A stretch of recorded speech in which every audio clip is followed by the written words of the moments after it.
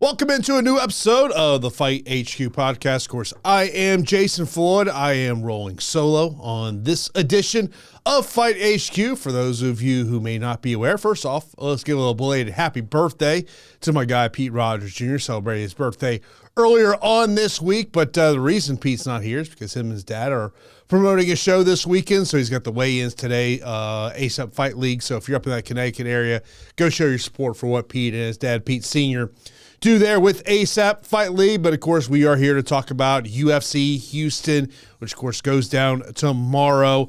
As a very interesting slate right now as I'm doing this show. One fighter has missed weight. The only fighter to miss weight, that's Phil Rowe, weighing in at 172 pounds. We'll try to see if maybe we get a little update on that fight because I think Phil Rowe is definitely going to be someone that people are going to be targeting for their DFS rosters tomorrow on DraftKings or maybe even inside of their bets. Of course, be sure, great way to show your support for what we do here at Fight HQ. Be sure to hit that thumbs up button, subscribe to the channel. Of course, Pete does have his Patreon page, so you can get access to all the tools that he has over on his Patreon page. A link to that Patreon page is in the description of the show. Also, our DraftKings contest is live right now, so be sure to get in that contest. Link to that is in the description of the show. Congratulations to Escar Scripps for taking down the contest for UFC Vegas 113, scoring a total of 555 points. Of course, the crazy part about that slate 2 weeks ago is the fact that Mario Batista, the only fighter to score over 100 points, scoring 118 points, scoring 118.21. Matsumoto, in a loss, scored 80 points with all those takedowns that he did have there. And already getting a comment coming in here from MMA Craig saying, I came here to say I was dead wrong about Jailton Almeida. Yeah, Jailton Almeida no longer in the UFC. I know that was kind of maybe a little bit of for some people, a little bit of a surprising cut. For me, not necessarily a surprising cut in terms of Jailton Almeida going out there and losing to Rizval Kuniev via unanimous decision. I think when you talk about Jailton Almeida, just a guy that really just the limited skill set. And, right after that fight, he came out that he was going to go down 205 pounds and then UFC parting ways with him. I want to say, as I recall, apparently he had signed a new contract, but it almost kind of seems like the UFC wanted to get out of his business there. Other 90-point scores, Java Basra scoring 93 points in decision, Mikey O scoring 92 points in a decision. Vertenikov scoring 98 points in that win against Nico Price. Don Checo goes out there. He got, I want to say it was 91 points in that contest last week, or 2 weeks ago, I should say. Vintage coming in second with 514 points, and Hoffs coming in at 463 points. And there were some underdogs that we were looking at on that fight card that did not come through. For me, the underdog that I really went high in on was Vinicius Oliveira. Just expected so much more from him in terms of that one. Jacob getting there and getting that submission with 1 second left in the fight, I will tell you, I had a bet on him. Unfortunately, the bet was him winning via decision. So right when they went to replay, it was very clear to me that I knew they were going to rule that a submission win. But that was UFC Vegas 113. We do move ahead to UFC Houston going down here tomorrow. As I mentioned, weigh-ins did kick off just a little after 9 a.m.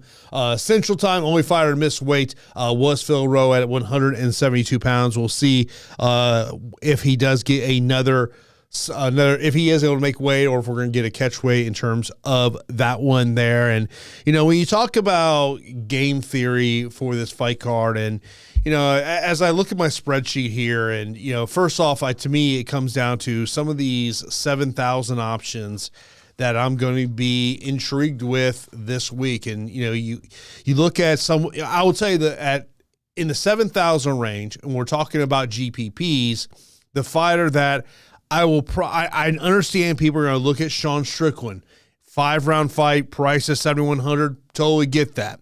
I understand why maybe you look at someone like a Danny Ige, a Phil Rowe, and I'll explain when I break down those fights of why those are interesting DFS plays. But to me, the guy that probably has the highest upside in this range is I look at Punahele Soriano just because of that takedown upside. When you look at since he's gone down to 170 pounds, take away the fight where he wins very quickly via knockout. In the other two fights, a combined 9 takedowns. So to me, that he is the guy that makes the most interesting. I'll say this in the 6,000 range. I really, if I was going to take a shot on anyone in that 6K range, it would probably be Josiah Harrell, but I'm not going to take a chance on him.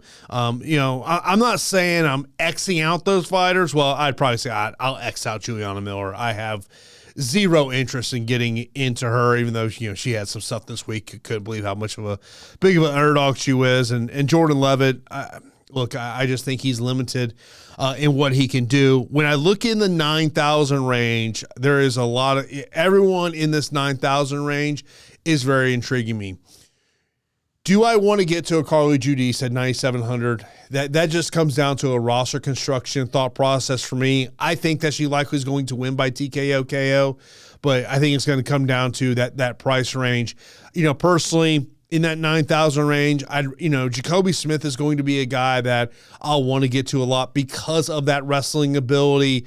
He switched up his training in the lead up to this one. Still training at Force, but also working with Daniel Cormier's team as well.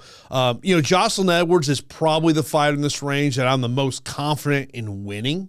She'll probably be a parlay piece for me when I'm, making my parlays, tonight and tomorrow.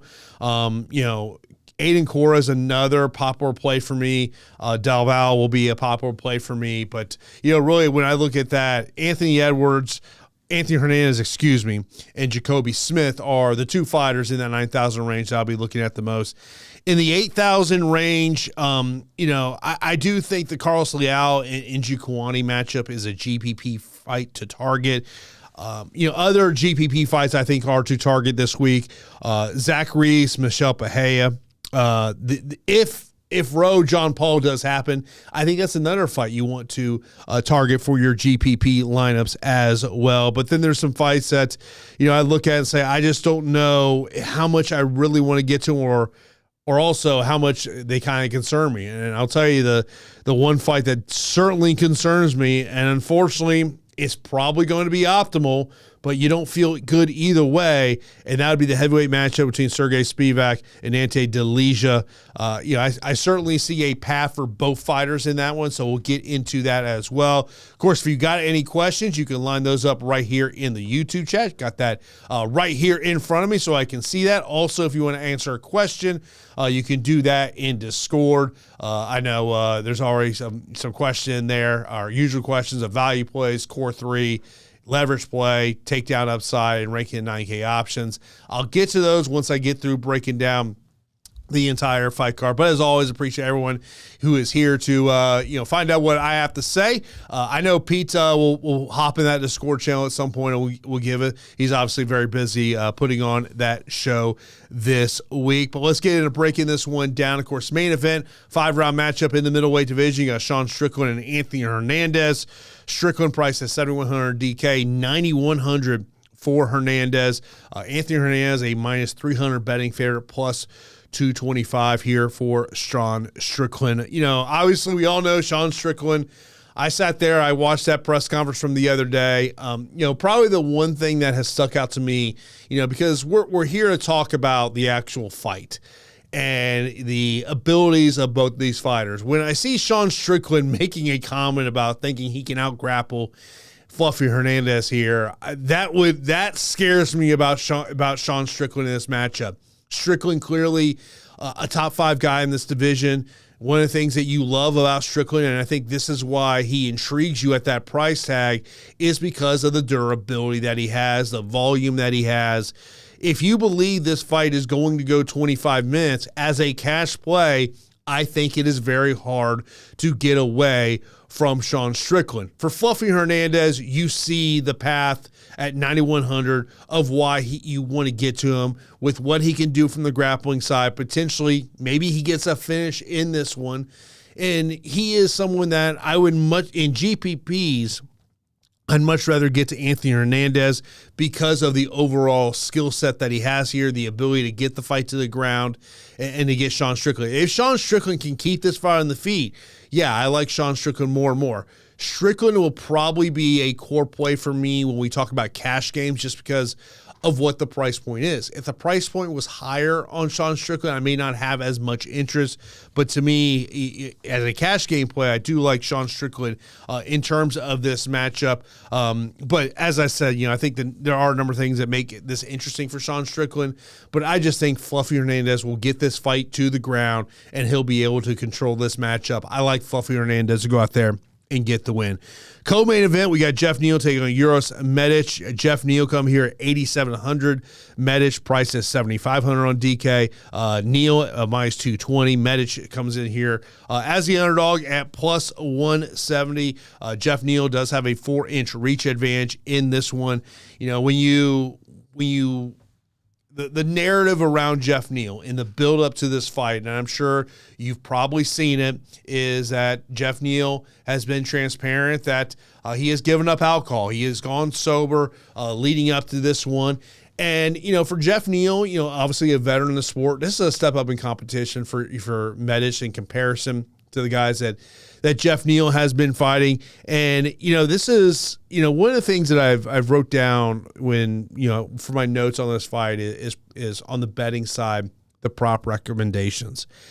And I'll tell you this, and certainly I can be proved extremely wrong tomorrow night, but I really like the Jeff Neal wins via decision at plus 750.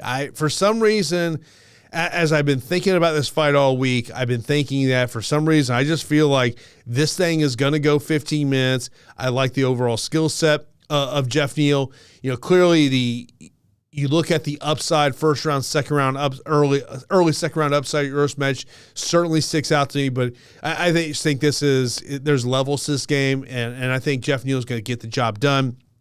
I think he gets the job done via decision this one. Don't know if I love the 8,700 price tag in terms of Jeff Neal. If this was a 5-round fight, maybe I'd have a little bit more interest in Jeff Neal, but to me, Jeff Neal is a pick. I don't love it for GPPs, but I think if you won, I wouldn't be surprised if the ownership on Jeff Neal is a little lower than we expect there.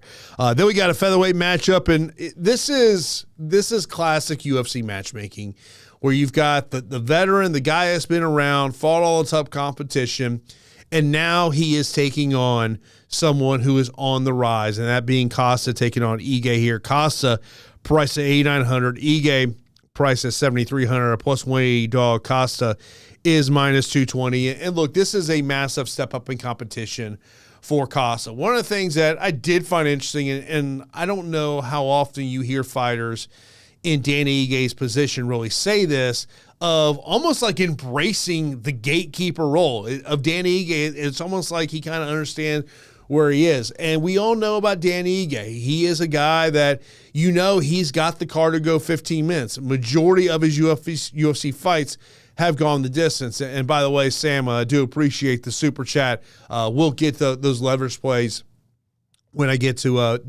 done breaking down all the fights. And, I look at Ige in terms of this, like, kind of the way I look at Sean Strickland. And I completely understand if when you're developing your lineups, you look at Danny Ige, you look at the core of work that he has done throughout his UFC run, and you say, you know what, hey, I'm getting Danny Ige 7,300 after, coming off a fight where he's a favorite, all that. Yeah, I totally get why now you want to get Danny Ige, and I didn't want to get to him in his last fight. And so from a cash aspect, I totally get it. When I look at Danny Ige, I just don't love it for GPPs. I get that if you say, hey, I'm going to save some salary by rostering here at 7,300, I understand that. But also with Costa, the question is are you ready to step up to this level of competition. When you look at who he has fought in comparison to who Dan Ige is and who Dan Ige has fought, I don't think I want to pay the price tag at $8,900. You know, one of the things I always talk about is putting these betting sprinkles out there. And the betting sprinkle to me on this fight is Dan Ige wins via decision at plus 400.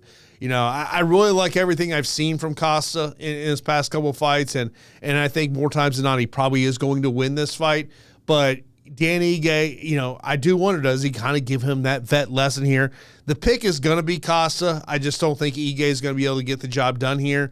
But if you're looking for a nice little, you know, quarter unit type play on the betting side, Dan Ige to me is not a bad play in terms of that. Then we got Sergey Spivak taking on Ante Delija. Delija minus 140 betting underdog, or betting favorite, price at 8,600. Spivak price at 7,600. He's a plus 110 betting underdog. And to me, when I look at this fight, it all comes down to how does this fight play out. If you tell me this fight plays out on the mat, I think it's Sergey Spivak's fight to lose. If you tell me this fight stays on the feet, I look at Ante win. Of course, coming off just kind of a weird sequence in his last matchup against Waldo where it looks like he has won via knockout. Then we go to replay. It's an eye poke. Fight continues. And then Waldo Cortez Acosta quickly wins shortly after that. But, you know, I like the value of Spivak here on DraftKings at 7,600. But this is, to me, this is boom bust play. You know, whether you roster Spivak or you roster Delija, it's boom bust on either one of these. I'm going to go with Sergey Spivak as my first underdog pick in terms of this one, but I certainly have a ton of concerns that the fight only is on the feet. Spivak does not get to the ground, and Ante Delija knocks him out here. But I just think Spivak gets the fight to the ground and gets a stoppage here. I would play honestly, I look at the plus 425 win by TKO KO for Sergey Spivak does kind of stick out to me. But I'm going to take the shot here on the underdog that he does get the fight to the ground, control Delija on the ground, and he gets the win there. Next up, we got a matchup that came together here recently due to a replacement situation. Jacoby Smith, of course, may be the best prospect the UFC has at 170 pounds, taking on Josiah Harrell. Josiah Harrell priced at 6,900 on DK, a plus 225 betting underdog. Jacoby Smith, 9,300 and minus 300. Has been working with DC and the fight team that DC has created here over the past couple of months. Also working here at Fortis. And, you may remember the name Josiah Harrell.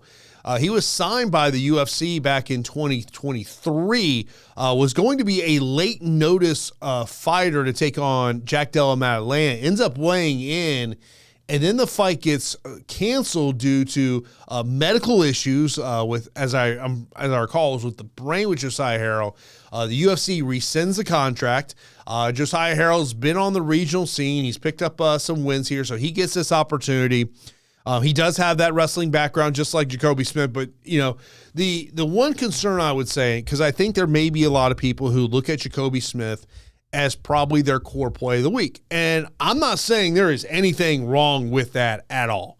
Don't mind him as a core play because of that takedown upside that he has, as a super chat just coming in about takedown king and queen. And certainly Jacoby Smith is someone to look at. The one concern you have about Jacoby Smith is that last fight against Nico Price, where you start, obviously dominated, but you saw him wearing down. And that has got to be the concern of, if Josiah Harrell can just kind of, weather that storm, weather that first round storm, even an early second round storm, could he potentially wear down Jacoby Smith and take this fight over? That is the absolute concern you have to have with Jacoby Smith in this matchup. But look, I think the ceiling for Jacoby Smith in terms of the UFC welterweight division, we're talking about a guy that I think, in 2 to 3 years from now, we could be talking about a guy that is in a number one contenders matchup or even challenging for the UFC welterweight title. I'm going to pick Jacoby Smith here. I love the fantasy score upside in terms of this matchup, in terms of that. So we'll get, to me, Jacoby Smith is going to be the play. I don't mind if you want to get Josiah Harrell. If you're going to bet this fight, I think you wait till after the first round and potentially you get a really good number on Josiah Harrell, much better than a plus 225 number that is out there. But I'm extremely high on Jacoby Smith and definitely don't mind him being a core play, especially when you think about that DraftKings scoring system with what he can do with the wrestling. Then our opening matchup of the main card, to me, I think is a GPP priority this week. That being Zach Reese and Michelle Pahea. Michelle comes here, priced at 8,500, a minus 160 betting favorite. Reese, priced at 7,700 DK, and he is a plus 130 betting underdog here. Of course, when you think of Zach Reese, outside of the one fight where he did go to decision in the UFC, this is a guy that he's a first-round fighter. It's been that way since he's been on the regional scene, and I remember speaking to Zach after that decision, and he said, he goes, look, I hear what everyone says about me. He wanted to show everyone that he can fight for 3 rounds. You look at Michelle on the other side, he's lost 3 in a row, obviously all against elite competition. Reese will have a 4-inch reach advantage, and of course, when you think about Michelle, he has certainly changed over the years. You think about his early days in the UFC, that wild capoeira style where we just saw, just these crazy moves from him. But he certainly has become much, much more methodical in what he has done over the years. But this is one of those things of like, I understand why maybe you really don't want to roster Michelle in this spot because you are sitting back and you're saying, look, this is a guy that, has certainly, he's been through the wear and tear. But Zach Reese, we really don't know how good he can be when you're taking on someone like a Michelle Pahea. He might come in here and show us he's worth it. But I do think when we're talking about GPPs, this is a fight that you have to circle. You have to sit back and say, this is a fight I likely need in my rosters. So when I think about when I'm entering, whether it's a 3 max, a 20 max, 150 max, I want to get to a decent amount of this fight. I mean, I would probably be somewhere, a combined ownership, probably in the 60%, 65% range. In terms of this one, I don't know how much I can really trust Zach Reese. You love the upside that he brings to the table. I just really concerned about how much I can trust him, but I think you got to go there.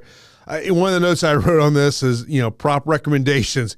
Either guy wins by TKO, KO. Reese at plus 325. Michelle plus 185. I'm going to pick the veteran here in Michelle, and to me, it is more about just not truly knowing what Zach Reese can do against someone who has been at this level in the UFC. But I look, Zach Reese clearly could be very much a boom play this week, but I'll go Michelle Pahea in this one. Then your feature prelim, which to me is likely another GPP priority, that being Chidi Njokuani and Carlos Leal. This is a betting line that has been moving around on this. Let me find the note that I wrote on one of these pieces of paper about the terms of how much this line has moved, because there's actually 2 fights that I pointed to of the line movement. Chidi at one point was a plus 150 betting underdog. It's now plus 110, and the line continues to move in his direction. He's priced at 8,000 on DK. 8,200 for Carlos Leal. One of the things about Chidi that you always love about Chidi is that the reach that he has. He has a 6-inch reach advantage in this one. Carlos Leal, I think I was probably like a lot of people in his last matchup, got burned by him. Getting finished quickly there by Muslim Salikov. So you look at that and say, okay, how does he bounce back? A guy that's always been kind of a very exciting fighter, but this is one of those ones where even though as much as I like this one to win via finish, the Njokuani wins via decision at plus 850 is a line that sticks out to me. I'm going to go with Njokuani on this spot. the age difference to me is a little bit of a concern for me for Chidi. You kind of wonder, are we starting to approach the back end of Chidi and Jaquani's career? How does Carlos Leal bounce back? I'll go with another underdog spot here with Chidi, who by the time we get to this fight going off, he very well may be the favorite in this one. Then our next two fights are both in the flyweight division. You got Ode Osborne taking on Albi Idris, a minus 135 betting favorite, plus 110 for Ode, who's priced at 7,800 DK and 8,400 for Idris on DraftKings. And, Ode is, to me, he's a guy in the UFC flyweight division that you have to say, he's like that litmus test of how good are you? How good of a fighter are you in this division? And one of the things about Ode is, and I'm, based on some things I've seen throughout our community and just the MMA DFS and gambling community, that there's a lot of people kind of getting behind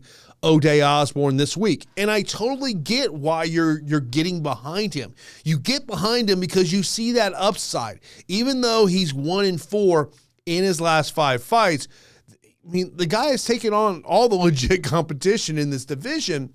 It is that the upside that he has on the feet. The downside of Ode Osborne, and this is where it could be very much a huge factor in this one, is can he keep the fight on the feet?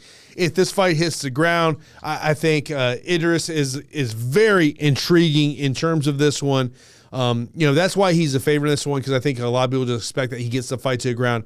In terms of GPPs, certainly do not mind getting the Ode Osborne. But I will say, if it's a 1v1 combination, do I want to get to Ode Osborne, or do I want to get to someone like a Punahele Soriano, who's $100 more? I'll explain why I would want to get to Punahele Soriano. But yeah, if you're looking for, a GPP type play, Ode. I would not take Ode in cash, flat out. I would not. I think he's just straight up a GPP play, but you do love the upside if he can keep the fight on the feet. He very well may not be able to keep the fight on the feet. Idris may just get this one to the ground, and he makes easy work of Ode Osborne. And that's where I kind of think is going to happen, that he gets to fight to the ground there. Then our other flyweight matchup on this card, the men's flyweight, will be Aiden Correa taking on Luis Gurriel. Gurriel plus 240 betting underdog. 8M minus 300, price at 9,000 on DK and 7,200 for Luis on the other side. Luis 0-2 in the UFC, and I gotta find. I've got all these papers sitting here in front of me. I gotta find my phone because, I put out a video from, I want to say it was from the MMA Report podcast. It may have been from this podcast as well, but it was related to the betting controversy that is going on, and it was from back on February 7th. I put out this video on my X account. Of course, if you're not following me, it's at Jason_Floyd, where 2 episodes ago in the MMA Report podcast, we kicked it off by talking about the betting controversy from a couple weeks ago of Michael Johnson and Alexander Hernandez. Michael Johnson, of course, that fight was canceled. A lot of rumblings about there that, why it got canceled.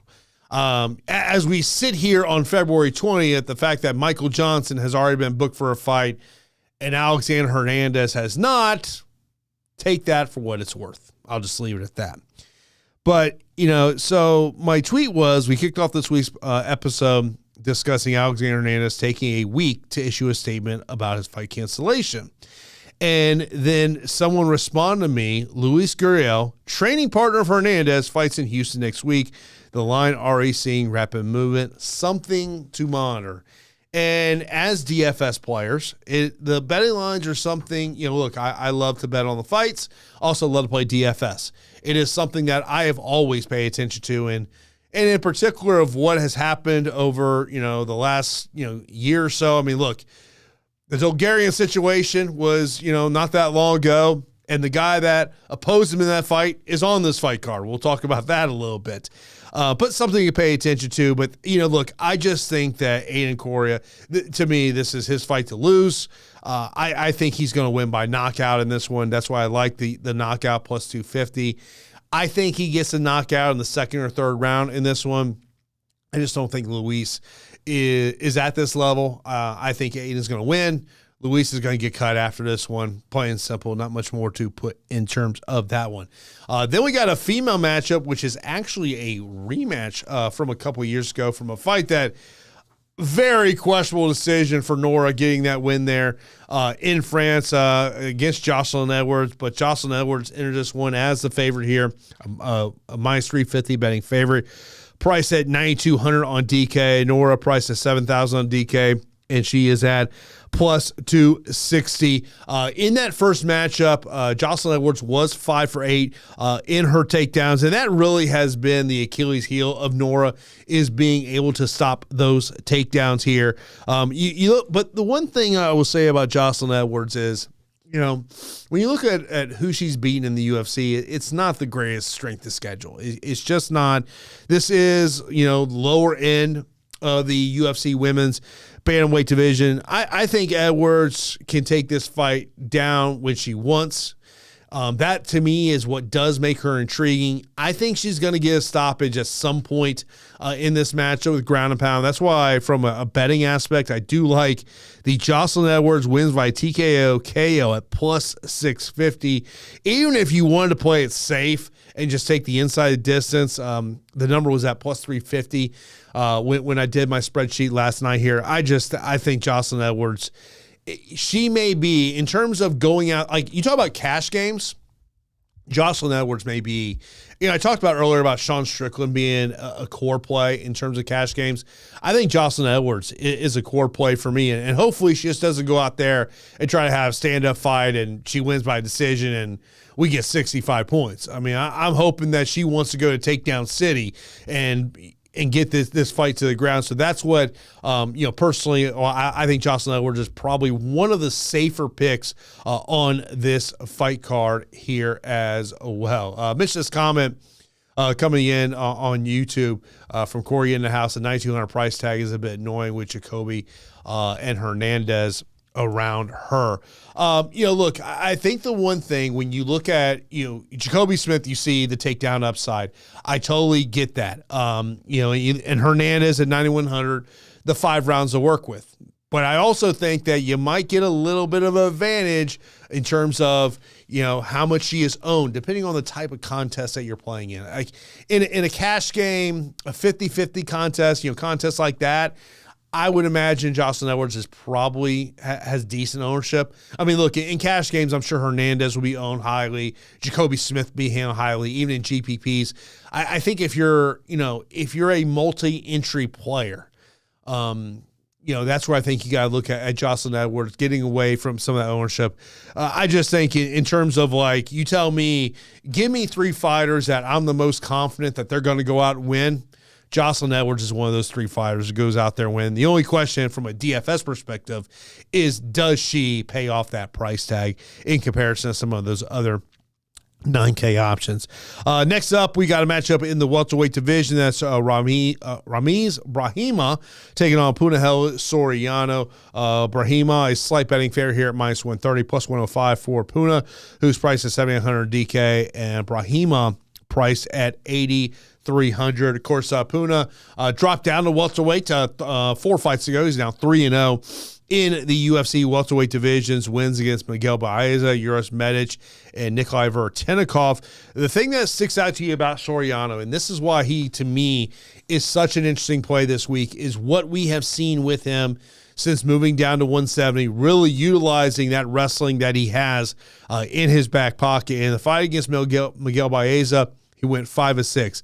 Medici wins in 31 seconds, so I'm not even going to take that one in consideration. And then for Vertenikov, he was 4 for 11.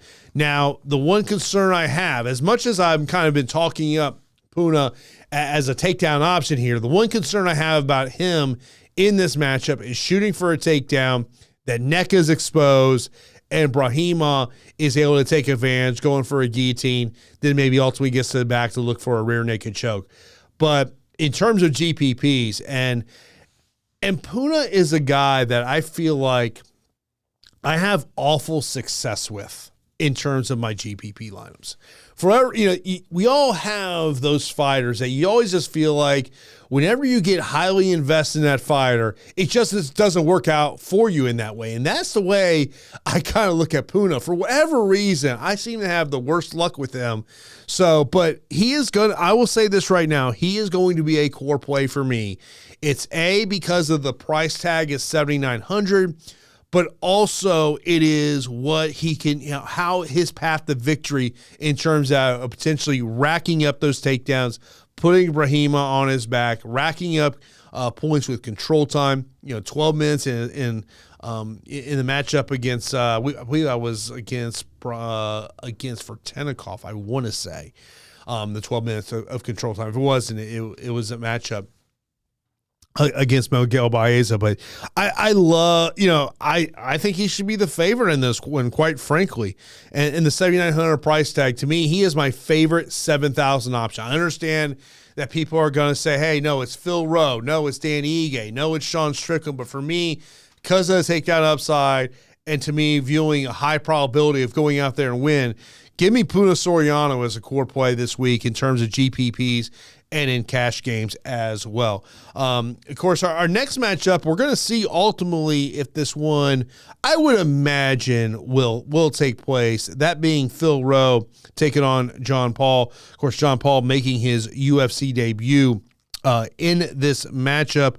Phil Rowe did miss weight on his first attempt to weigh in. He weighed in at 172 pounds, just kind of trying to go over on social media to see if there is any updates on that or if there's been an update from the UFC. I've not seen anything to this point. As I look over, I just found the MMA Junkie article, and Phil Rowe has made weight, appears, at least according to this article, at 170.5. So he initially weighed in at 172 pounds. That could very well be a situation that maybe just had a bad scale. Sometimes that certainly does happen in terms of that. And I was just looking at, I know Amy Kaplan was there. I haven't seen her post anything about Phil Rowe yet. So I'll continue to see if anything has happened to see maybe has Phil Rowe actually made weight here. But he certainly is going to be someone that people are going to want to go there. And actually just seeing an article from MMA Fighting that alludes to Phil Rowe did make weight in terms of that and weighing in at 170.5. So took him a little additional time, but he did make weight here.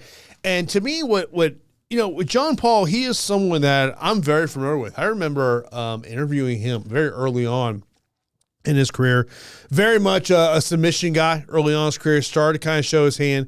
The guy he'd be in the Contender Series, I just don't think is at this level. I'm not going to put a lot of weight into that knockout on the Contender Series. What concerns me on the John Paul side is the durability that we have seen from Phil Rowe throughout his time in the UFC. If you tell me this fight is over in 1 or 2 rounds, yeah, I think it's probably John Paul goes out there and gets a win. But if you tell me this thing gets to the 3rd round, the more and more I like Phil Rowe in this position. One thing I will say, though, if you're looking to play Phil Rowe wins via decision, Phil Rowe is 0-5 in the UFC in fights that have gone the distance.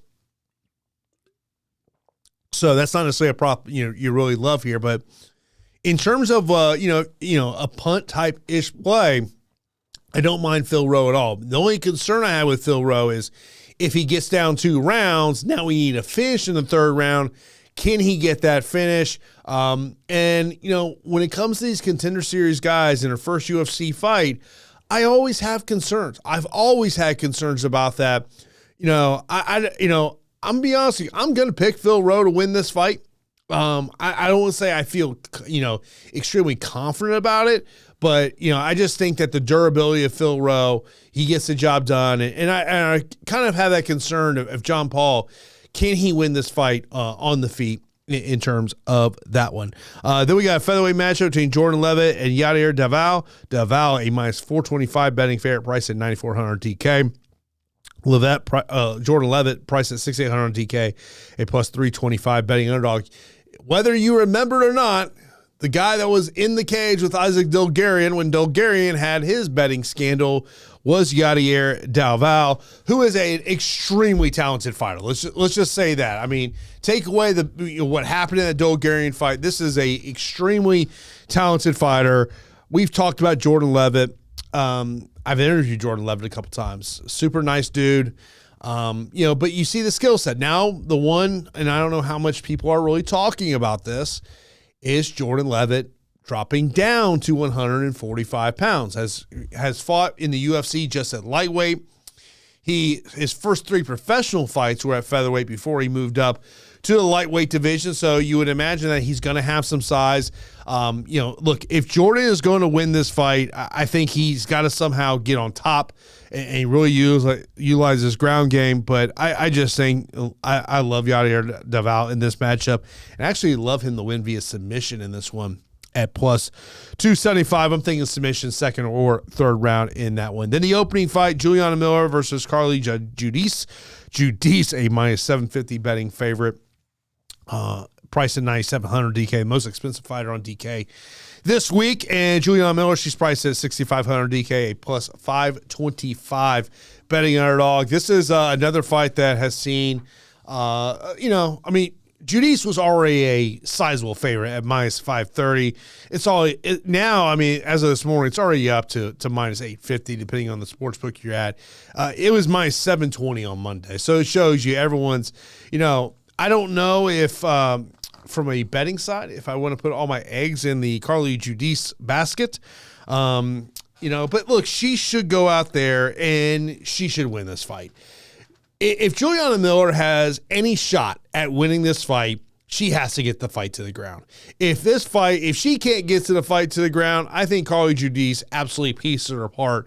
Look, Juliana Miller, she is the lower end of the UFC women's flyweight division. I'm not trying to, talk bad about her, but she's just at the lower end. And I just don't think she has an overall skill set at this level. I think Carly Judice should win this pretty easily. I feel confident going out winning. The only question I have is, can she pay off that $9,700 price tag in comparison to some of the other fighters on there? That's concerned. Carly Judice is the pick.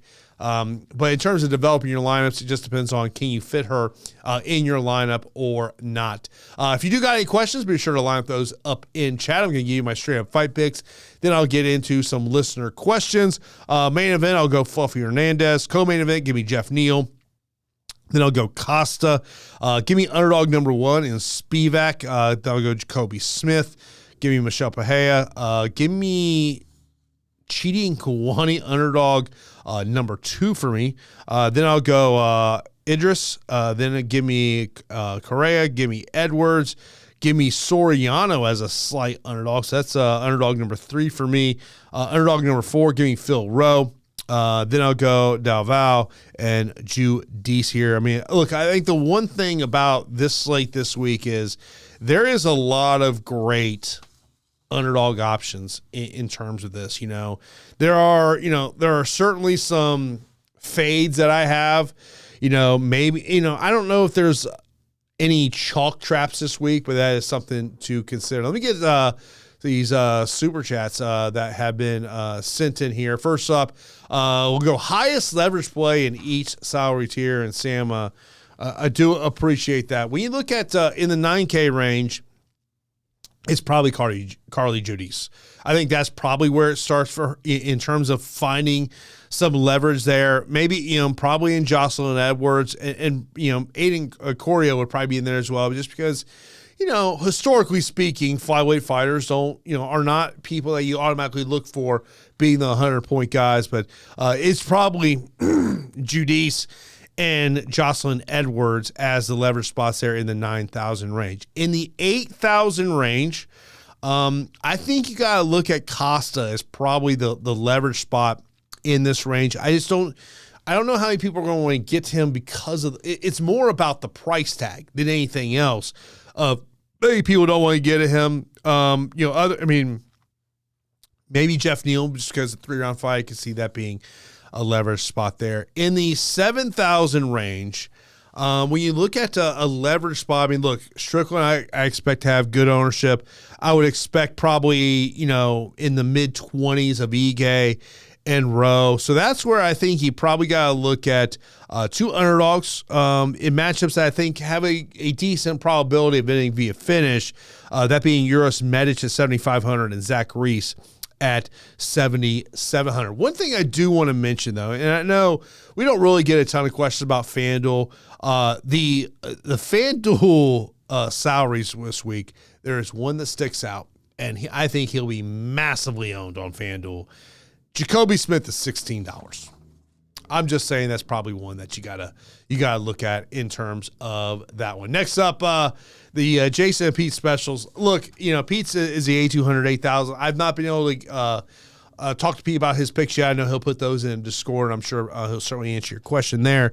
For me, look, I don't really want to get to the first fight. I will get to it in betting. I'm gonna bet Carly Judice wins via TKO KO. In terms of, when we're talking about this from a GPP cash option in DraftKings, I just don't know if I want to get to the price tag. Now, if you tell me that, hey, I'm rostering Phil Rowe and Sean Strickland in a lineup, yeah, then it does make a little sense to get the Carly Judice.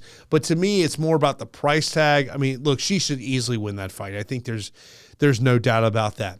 Now we talk about takedown king and queen. So I look at Jacoby Smith, Jocelyn Edwards, Anthony Hernandez. I look at John Paul and Puna Soriano. Those to me are the fighters really to look at in terms of takedown kings and queen.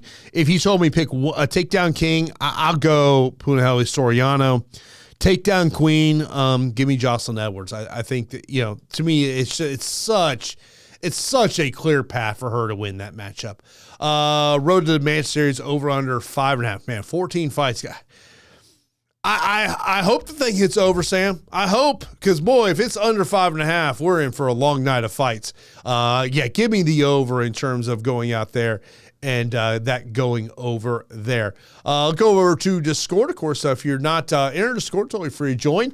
Link to it is in the description of this show. Value plays underneath AK and a core 3 on DraftKings. So when I talk about a core 3 on DraftKings, I think to me, and this is going to probably be crazy, Punahele Soriano, Jocelyn Edwards, and then I would probably say Yadier Davao. Those would probably be my core 3 on DraftKings. Value plays underneath AK. I mentioned about Punahele Soriano because that takedown upside. O'Day, you see the upside there. I see the upside in Reese, but man, you tough to trust there. Spivak is an interesting one as a value play underneath 7,600.